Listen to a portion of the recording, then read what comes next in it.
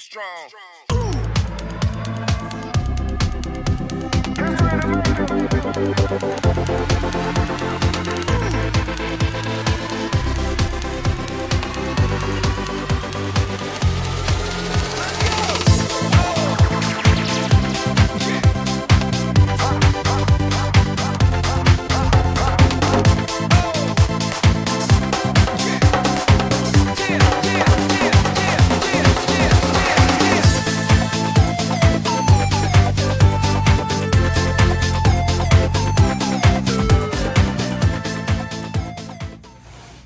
Hey everyone, welcome to Holistic Beauty RN.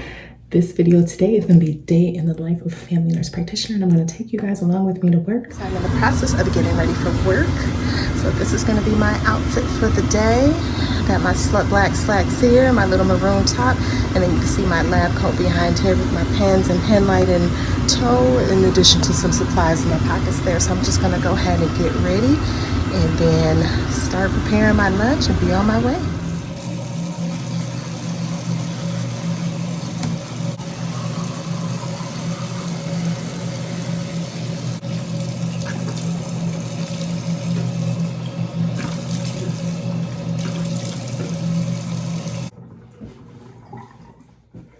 Hey guys, so I'm just packing my lunch. So I just got a banana, a pear, and then one of my go-to snacks. This is like tuna lunch to go. So this is my go-to. It's got high in protein and low in calories. Some pumpkin seeds, organic pumpkin seeds. And then of course my little jug of water here. So this is my lunch, what I'm gonna take with me. This is my sauteed Brussels sprouts that I'm gonna go ahead and take with me. Alright you guys, on my way to Starbucks. Here, gonna get some morning coffee, aka a pick-me-upper. Don't know what kind of day I'm gonna have today. Hi, welcome to Starbucks. My name's Claudia. Everything is started for you today. Hi, good morning. Can I please get a small caramel macchiato with coconut milk? Small caramel macchiato with coconut milk. Anything else? And no foam. And no foam. Anything else? That'll be it. Thank you. $5.49. Thank you. Okay.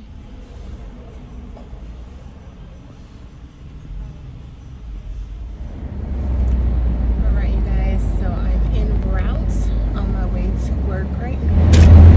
So it's gonna take me about 20 to 30 minutes or so to get to work.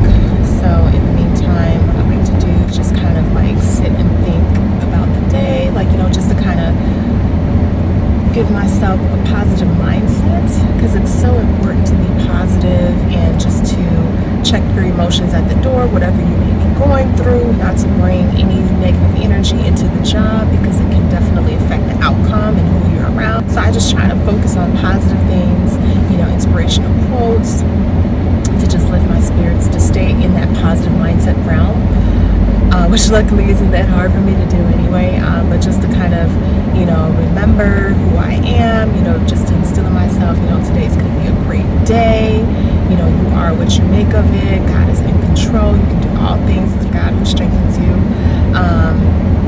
just to remind myself on these things and to give myself and feed myself those positive affirmations to just already put me in that positive mindset. So right now I'm just sipping on my morning drink that I typically sip on if it's not, you know, in conjunction with my coffee, or if it's not coffee, I like to drink some apple cider vinegar water. So this is 1 tablespoon of apple cider vinegar in about an 8-ounce cup of water. So I just kind of mix that in and sip it in through a straw. So this is good with helping to cut calories, you know, especially if you're eating. You know, if you drink this 20 to 30 minutes before eating, it'll help to digest the calories better, and in essence to help make you lose weight in a sense, because you're not absorbing as much of those calories. So this is very good to implement into your diet, and I'll link some sources below if you're interested in knowing more about the benefits of apple cider vinegar. But this is one of my staples in my daily routine. I will see you guys when I'm at work.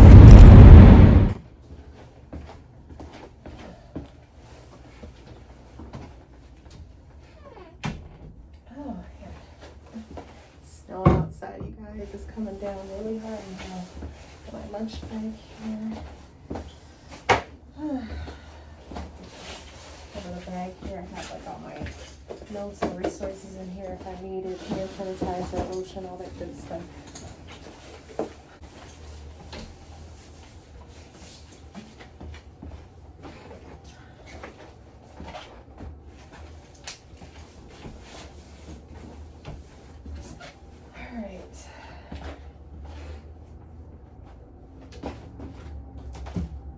Hey guys, so typically what I like to do, how I like to start my morning, especially when I first just come in and get settled in and all that good stuff, I like to sanitize my area, which I've already done, and then I like to look at my patient list for the day and just kind of see how many patients I have for the day. So our first patient comes in at 10 a.m. and usually that's what time they'll start. They'll take the first patient because that's the time that I start is at 10. So right now I've got, let's see, 1, 2, 3, 4, 5, 6, 7, 8, 9, 10, 11, 12, 13, 14. So far I've got scheduled 15 patients for the day, and as I can see, they are all coming in with COVID related symptoms. So more so we are going to be testing them for COVID. So this is going to be through a telehealth visit because per the policy of our clinic, we are not seeing any patients inside for COVID. They have to remain outside, and then we do a telehealth visit. So I'll call them and either do a video chat if able, or just talk to them over the phone to gather some information about their symptoms. And so far that is what all the patients are coming in today for. I can't breathe in this thing, you guys. Luckily I have my door closed and it's just me in here, so I'm gonna take this thing off for now. I feel like I can't breathe. Anyways, like I was saying, I'm going to be seeing 15 patients for today. They are all scheduled for COVID visits due to like COVID related symptoms. So I'll do my telehealth visit with them either through video chat or phone call, and acquire more information about their symptoms, if any, and also to get some brief medical background from them. So the thing about working in an urgent care clinic, anybody can walk through the door at any time, during our office hours. Anybody can walk in, so that's always an expectation as well, that someone can walk in, and when they do, you don't know who's walking in or what they're walking in for. You don't know who's walking through the door, so you just have to be prepared at all times. I mean, even though I'm looking at the schedule and I say, oh, it's not bad, 15 patients, knock on wood, but 15 can easily turn into 30 or 40, and it has happened before. So I don't get like too comfortable in what I see here. I don't get like too relaxed because I know that can change at any moment. That's first what I'll do. Like I said, just kind of go through my list here, see what patients are coming in, how many, and what are they coming in for, just to kind of give me an idea, like, okay, so this is what I have to expect for the day. And then I'll make sure everything is set up and ready for me, all my notes that I need of necessary resources. My phone is there within sight. I have my paperwork, so I signed a few orders here because when we do our COVID testing, I have to sign like a whole list of orders. So I went ahead and just got some of those signed and out of the way, extra, so that the medical assistant can come and get the ones that she needs. Oh, another thing I forgot to mention, what I like to do is look and see if I have any labs that came in, because of course for the COVID testing, we do send them out, especially the PCR ones. Those aren't done in office because it takes about 3 days for us to run them, or for the laboratory to run them and get the findings, whether it's positive or negative. It's sent to an outside lab. So usually about 3 days those will come in. So I check in my lab section to see if any new labs are available, and it'll alert me. But right now it's saying that there's 0. So that is the first thing, and then I'll go to orders and see if I need to order anything. Usually that starts off at 0, but then by the end of the day I'll have all these electronic orders to sign, which is usually for like if I order tests or anything like that, then those will be in my orders if I haven't already signed off with them, which usually I will already do. Like once I see the patient, I'm in their chart and documenting and ordering the test, I'll just sign it off right away. But sometimes if we get busy and I'm not able to do that, it'll alert me at the end under the order section that I still have to sign those. This time I'll just sit and wait on my next patient to call in and go from there. I'm getting ready to see a 3-year-old for UTI, so I'm just kind of looking up some information here on his chart to make sure like there's no allergies, see if there's any medications he's on, get a brief medical background on his medical history, And before I see the patient, so my medical assistant right now is in the room taking his vital signs. So when she comes in and gives me the pertinent information, like, you know, temperature, if he's running a fever or not, which could be suggestive of that, then I'm going to have the mom go and try to collect a urine sample, because I want to do a urinalysis to test the urine to see if there's any elevated leukocyte esterase or any nitrates. So any elevation in those, especially for the leukocyte esterase, could indicate an acute UTI. So in that instance, I'll probably put him on a 3-day course of some Bactrim or sulfonamide active antibiotics. So okay, you guys, so for the patient that I seen with the UTI, so it turns out that the mother didn't have to urinate, or she wasn't able to collect the urine specimen while he was here in office. So she's gonna come back. I sent her home with a specimen cup so that she can come back and bring the urine sample to me so that I can do a urinalysis on it to see if there's any leukocyte esterase present. Because obviously, especially for someone so young, a 3-year-old, I don't want to just go ahead and throw antibiotics on them. I mean, for anyone, period, even if it was an adult, I wouldn't want to do that as well. You always want to have that objective information to show, okay, so this is why I'm doing this, you know, this is what I suspect, these are what my differential diagnoses are based on the symptoms present. I believe it is a UTI because the mother is complaining of foul odor in the urine, although no other symptoms are present. So you can't just assume based off of that one symptom alone, no matter how likely it may seem to be a UTI, you can't just assume it is.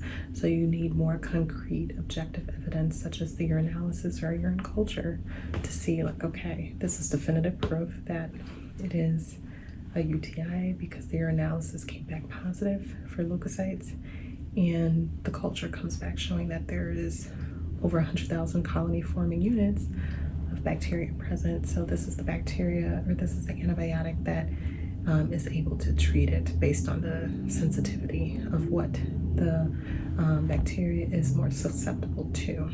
So like I said, I want to have that information present before I decide on my treatment plan, which is more than likely going to be a 3-day course of some Bactrim. So basically, I'm going to wait for her to bring back the specimen so that I can see and make my diagnosis. But in the meantime, I did just put that there was some urine with odor, and obviously waiting for that specimen to give us more results, because there was no fever, temperature was normal, other vital signs were within normal limits. But of course, you want to look at the temperature. If there's elevation like a fever, that's obviously more than likely reason to believe there is some kind of acute infection going on. So that is my day so far. I've just been doing a lot of other COVID screenings. So right now I'm just gonna catch a quick break to eat, because I didn't eat any breakfast this morning. And finish up on some charting and screening from patients that came earlier before I came. So I'm gonna go ahead and get that done. And that's it. So looking at my list here, I've got for the day, so I've just seen my 11:30, my 11:45. Okay, I still got time. Still got about 7 minutes before that time. But so far, 2, 3, 4, 5, 6 more patients scheduled, which are more than likely, or which are for COVID screening, but walk-ins can come in at any time. People can schedule at any time, especially because we have so many slots open. See, someone's calling now, so that's probably my 11:45. So let's get to it. This is Stephanie. I'm the nurse practitioner from the Educator clinic. I'm just calling because I know you had the COVID test earlier. So in conjunction with that, I actually have to do the screening portion as well. So this is where I'm going to ask about your symptoms, if any, and just to get some brief medical background from you, okay? All right, you guys, so I just want to give you a brief rundown of what my screen looks like. Don't worry. This is a makeup patient, a pretend patient. So just to kind of show you guys what I use Athena Net. So as you can see here, I have a section for allergies. So typically when I ask them, what are they allergic to? I would just type it in. For instance, if it's peanuts, I would just type in peanuts. Of course, I can't spell. So I would just type in peanuts, and then I have the option to to put in what type of reaction they experience, and then I can add that in there. And then this is the section where I would ask what are their medical problems. I would just hit the X, or the cross rather, if they have any like high blood pressure, diabetes type of things, and I would just hit that there. And then any medications that they're currently taking, I'll have them listed there for the medications. And then family history, I'll put that in, disease that they have, and then who's the relative that has it, and just hit add and it'll be there. So what I typically would use or go to, so after I've added that, if I can get out of here, of course, I would go to the area for charting, where I would need to do my charting for the HBI, review of systems, physical exam, and assessment and plan. So for instance, the HBI are presenting history of presenting illness. So you guys remember from my video, 5 things to get you through nursing school, or maybe the other video, the acronym that we use to collect data for symptoms is OLD cards. So that's O for onset, L for location, D for duration, C for character, A for aggravating factors, R for relieving factors, T for temporal, and S for severity. So this is where I would put in information about their symptoms, what they're experiencing, and how severe it is. Just get more information about their symptoms. Review systems, I would have like, okay, depending on their symptoms, what area is it affecting? For instance, if they're having COVID-like symptoms, more than likely their review systems is going to involve the respiratory system. So I'm gonna have like, are they having a cough? If so, what does it look like? So I would just indicate the cough, and then I would say productive with green sputum. Of course, whatever the patient states, this is what you'll write. And then you will go to next, physical exam. So this is the part where when you examine the patient, like this is your objective information. Do they have any wheezing, you know, or the lungs sound clear? But in this instance, for COVID patients, we're only doing telehealth visits, so I'm not actually seeing the patients. So then I would just indicate assessment cannot be done due to telehealth visit, but noted there was no cough or distress or shortness of breath. I mean, these are things that you can see or hear. Like if I'm doing a video chat or talking to them over the phone, you can see and hear these things and indicate that. Then assessment and plan would be the management of the patient. So now this is where I'm prescribing, you know, if I'm recommending vitamin A or vitamin C, vitamin D, zinc. If they're going to have the COVID test, what kind? Is it the rapid? Is it the PCR? So this is where you would put information like that as far as what your management goes. And then, like, you know, telling them to self-quarantine for 10 to 14 days, you know, if it's positive, and etc. And then, of course, I would sign off the note. Y'all, it's freezing in here. I need to bring my little heater.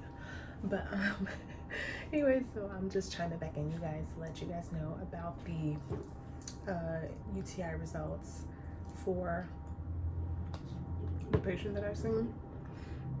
So this clip is actually into the future, because of course he did the culture, which takes a couple of days. So the results of that were that it showed, don't mind me, y'all, I'm just eating my lunch. I made some butternut squash soup, so I'm just eating that right now. But basically the culture results showed 25,000 to 50,000 colony forming units. So that would be considered indeterminate. It's really hard to say if there's an infection or not. And then what was found specifically was mixed urogenital flora. So it's not necessarily bacteria, at least it's not specifying it here. So in this instance, I just continued him on the 3-day course. I mean, he's only got another day. But yeah, I just wanted to kind of chime in from the future and fill you guys in on what were those results, just to kind of help you guys decide, like, you know, if you have a patient that's similar with these, that comes in with these symptoms, you know, of the UTI, but the only complaint is just the foul odor, but there's no like fever, there's no urinary frequency or urgency. But then it would be hard to tell, you know, with a 3-year-old, they're not really going to tell you unless you're seeing them and taking them in the bathroom. But if they're not potty trained, it's really hard to be exact and to know, unless you're like changing diapers and see that you're changing it more frequently. But in any case, you know, they're not presenting with any of the other typical symptoms, the urinary frequency, maybe the burning or the irritation, maybe even some flank pain, which could be indicative of pyelonephritis which is like when it travels up to the kidneys, that infection from the UTI travels up to the kidneys. But there's no other concrete evidence, or even like the fever. I think I mentioned that already. It's really hard to say, you know, just going off of one symptom alone, and then kind of like this inconclusive urine culture. So if, you know, it seems, especially the family member, if they know their child and they say, you know, this is really not normal for him to have odor in his urine, you know, I'm really thinking, and they took the at-home urine test, and according to that, it looked like it could have been abnormal, but that was kind of inconclusive as well. And then our urine culture is inconclusive. I say it's just better to err on the side of caution, and I just went ahead and did the 3-day supply to eradicate whatever bacteria could be up in there anyway. And so far the patient's doing good, no complaints, so I'm happy. Everything's good. Thank you guys for watching. Please don't forget to like, comment, and subscribe. Oops. And I'll see you guys in my next video. Get strong. Get